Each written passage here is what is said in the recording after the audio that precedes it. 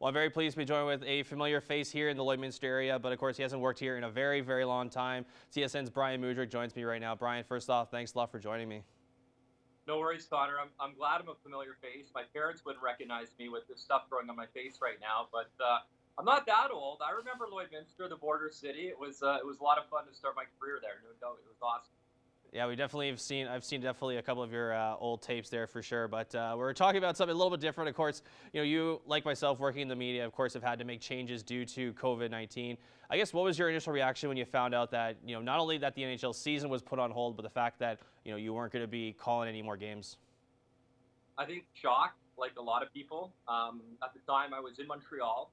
It was a Tuesday night, early in the month, and it was Montreal hosting Nashville. And we were winding down the regular season. They were playing again at home versus Buffalo on Thursday. And Wednesday night, my boss happened to be in town. We met up. We don't get to chat a lot, so it was cool to see him. And he already had known the news that they were going to suspend the season. So I was like, wow. And on the Friday, we were supposed to fly out for the Habs West Coast swing to San Jose and Anaheim and Los Angeles. And you'll remember at that time, San Jose was one of the hot spots for COVID-19. And we were kind of chatting amongst ourselves, myself and Mike Johnson and Dave Poulin, maybe we would call games in an empty arena or arenas. And it was like, whoa, wouldn't that be something? And then to have it just sort of like stop. Obviously, the NBA was the first major sport, and then soon after, all the commissioners followed. And Gary Bettman made the announcement the next day, and I was already on a flight back to Toronto. And literally, like everybody else, I've been just sort of lying low ever since and just waiting for news. And then after a while, it became, you worry about your career and what's going on there. But then really quickly you realize what a battle that our whole world's in. And my thoughts went out to the frontline workers and the hospitals and doctors and friends and family that, that I have friends that are, healthcare workers. And yeah, it's been a tough go for all of us. Now, you mentioned the fear of, because there have been talks about the NHL resuming their season, and especially in different cities. Do you believe, in your own opinion, that the NHL could possibly continue its season later on, maybe into the summertime? I think so. I think if you listen, and I mean, I'm not an expert, nor do I claim to be an insider, but I just listen to guys smarter than I am.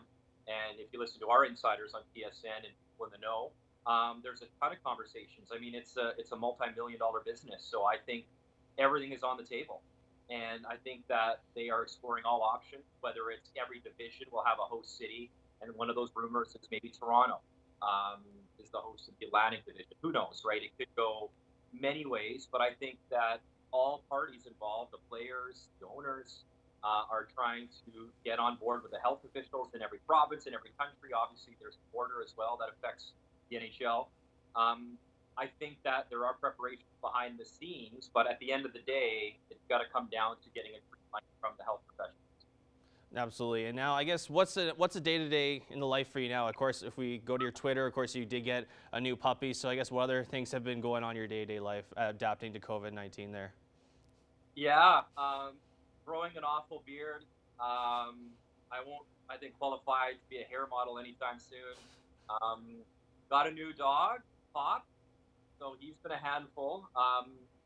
He's a pretty good boy most of the time, but he's been fun. You know what? It's been great to get a little guy like that to take your mind off a lot of the day-to-day stuff, and instead of watching the news or the latest on the stock market or the latest in what could happen in sport, I'm hoping he took a poop in the right place. So I mean, it's been a lot more fun this week.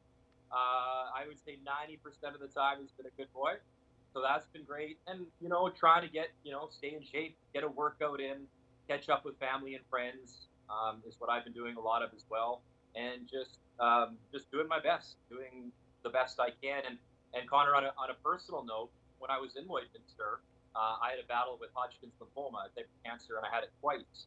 And I remember early on thinking, like, if I ever caught a cold or a flu or something, my immune system, I wasn't in good shape, and it was a really serious situation for me. And so when I hear about people that are self-isolating and doing their part right now, and from the get-go, I give a huge thank you, because there's a lot of people that are at risk right now, health-wise. Maybe they're cancer patients, maybe they have a asthma or a bad immunity to whatever condition they may have. So for our doctors and nurses and people that are on the front lines right now. I have a grandfather that's battling cancer. One of my dear friends went to chemotherapy today. So, I think about all the nurses and the people on the front lines, and I'm really grateful for all of them. And for any of those that might be watching this, I send a sincere thanks and a shout out because a lot of them have had to not be near their families because they are trying to keep them safe by keeping the rest of us healthy. So I really thank them. Absolutely. And I guess, Bryan, just really quickly, lastly, just because I know you used to work here in Lloydminster, if you had to pick one story that you did during your time here, which one was your favorite? Is there a bet? Is there an ongoing bet with Stacey Comer on this? I need to know first before I answer. There's been a few. About the square dancing one, I think, is up there that you did way back when. Is that something you would call your favorite? The square dancing one would probably be a big hit. The Lashburn Library, I think I was all over that. I might have broke that story. And there was some sort of like chain of love story at the local mall that was a hot commodity as well that I did. Yeah, yeah.